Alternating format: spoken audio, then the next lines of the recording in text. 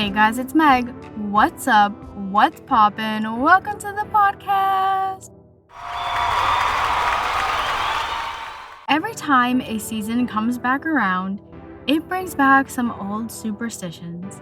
So what are some summer superstitions? Because I did find some. At first, I didn't think this episode was going to be long enough, in all honesty, as I was doing research. But then the more I was looking and writing things down, the longer the page was becoming. So we actually only have one source.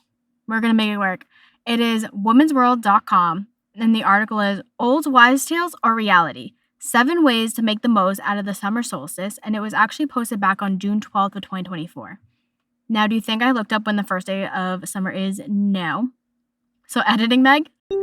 Hey, what's up? It's editing Meg, and the first day of summer is on June 21st. Thank you for that. I'm pretty sure it's the end of the month. I feel like it's the 20-something. The first thing that they gave as a superstition is rolling in dew during the summer solstice cures skin ailments. Now, this is why I didn't think we were going to have a lot on this topic, was because I thought it was just going to be that and that was it. But this website actually gave like a paragraph under everything explaining where it came from and some things about it. So for this one, they said this is an old Icelandic wives' tale. And it said that it could cure and provide immunity from a bunch of different scale ailments and blemishes like eczema, freckles, chapping, etc. They said in England and Ireland, women would actually go out and collect morning dew to use on their skin. And they said that that's why a lot of times that like skincare companies, will use morning dew as part of their titles. But yeah, I was basically saying that it was just like a youthful thing. It would make you look better, healthier, anything.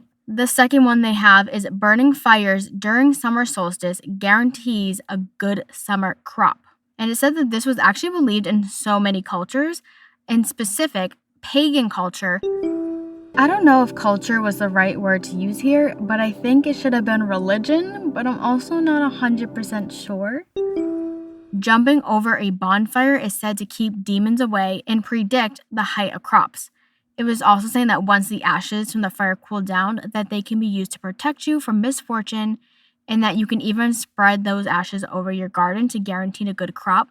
And then it got a little scientifical. I did not write this down, but it was saying that there is some type of chemical component in the ashes that is actually good for the plants, so that's why the plants would do better. Number 3, using plants harvested during summer solstice improves fertility and heals ailments. I can't speak today.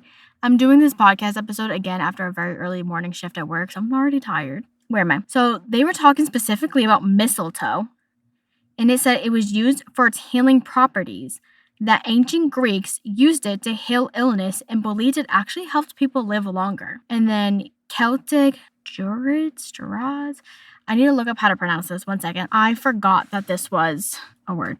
It is Druids. Druids. So these people, believed that it could restore fertility, and that mistletoe harvested from oak specifically was believed to be the most powerful. And then other plants they mentioned that were really good for this stuff was St. John's wort, lavender, mugwort, and chamomile. Number 4, sleeping with flowers during summer solstice helps you find your future husband. Now, we did a episode on superstitions. I want to say it was New Year's superstitions, and so many of these traditions are about women finding their husbands. I think we actually might have done one on actually old wives' tales, now that I'm thinking about it. So editing Meg, if you can come in with that to tell us what episodes we've done. All right, buckle up. Apparently we've done so many superstition episodes. Season 4, episode 6, we did a spooky theme superstition episode. Season 8, episode 10, we did a jewelry superstition episode. Season 8, episode 5, we did a Valentine's Day superstition episode. Season 10, episode 9, we did a Halloween superstition episode. I don't really know how that's different from the spooky one we did. I don't remember. And lastly, we did a basic old wives' tale episode, season 8, episode 6, if you want to go back and listen to any of those. Thank you for that. So if you're interested in old wives' tales and superstitions, you should go listen to those. So for this flower one, in Estonia's summer solstice tradition, finding 9 different flowers means you dream of your future spouse. you need to make them into a bouquet and then you sleep with them under your pillow.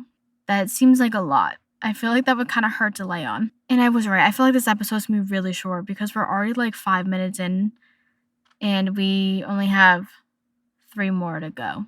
But every time I was looking these up, every single website was just saying the same few ones, or they were given traditions. And it's like I wanted superstitions specifically because I'm pretty sure next week we're going to be talking about summer solstice in general. But before we skirt, number 5, write a wish on this summer solstice wood and it'll come true.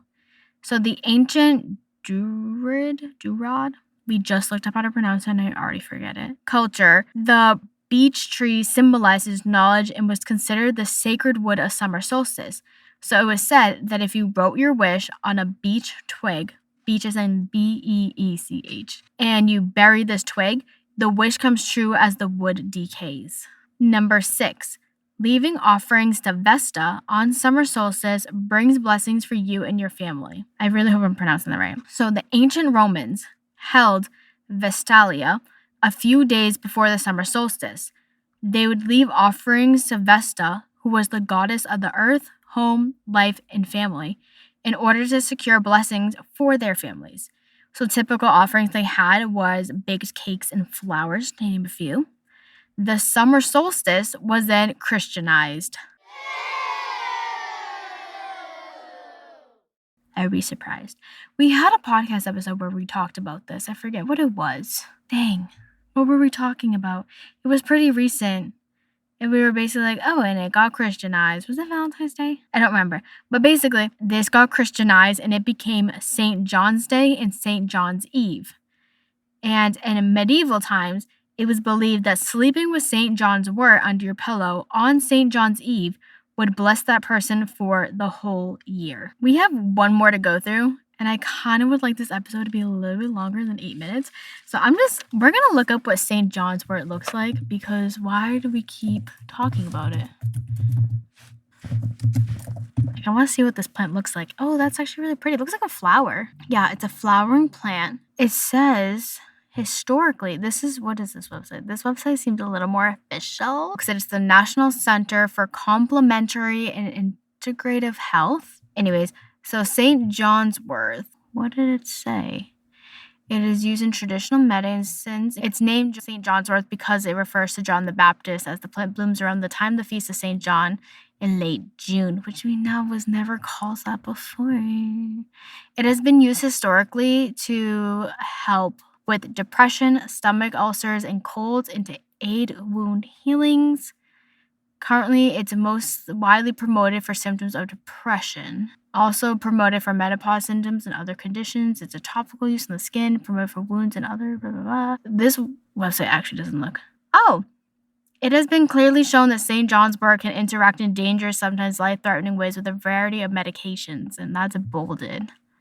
Okay, I think we need to get off this website now. There's too much happening. And we're just going to read our very last one, number 7, making summer solstice wreaths ward off evil spirits. So in Scandinavian countries and in other places, vines and flowers were collected and woven into wreaths worn on your head in order to ward off evil spirits. It also said that sometimes shields and crowns were made of aspen, and that was also used to help protect against evil. And then once again, St. John's wort, which some people called chase devil, was worn to ward off evil. And that is all the superstitions I could find, because when I was looking at other websites and like trying to research and not use AI, we don't use AI here anymore. We have used it in the past in this podcast. We learned our lesson. We know it's bad for the environment now. But anyways, when I was using the other sources, they were all just basically saying different variations of all 7 of these. This one had just the most information out there. So that's what we're going to do. Before we end this episode, we're going to pull an affirmation. We're using one of our new decks. This one is Forest Friends, positive inspiration from the animal kingdom. And it doesn't say who it's by. Oh, wait. Tiwana Lukovic. That's definitely mispronounced. I'm so sorry. But let's cue some ASMR. That's never ASMR, but maybe one day it will be. These ones are so pretty too. Like, actually, the whole box. Oop, that's not the bottom of the box. There's more cards. There's cards stuck in the box. Okay. Let's see what animal. I thought the animal one would be fun because it's summer. And I was hoping. Ooh. This one just flew at me. Oh, it's the dragonfly. I've been seeing dragonflies so much lately. I feel like that is some type of symbolism. So, let's cue the drum roll, please. Dragonfly. Possibility. You already have the power within you to reach your true potential.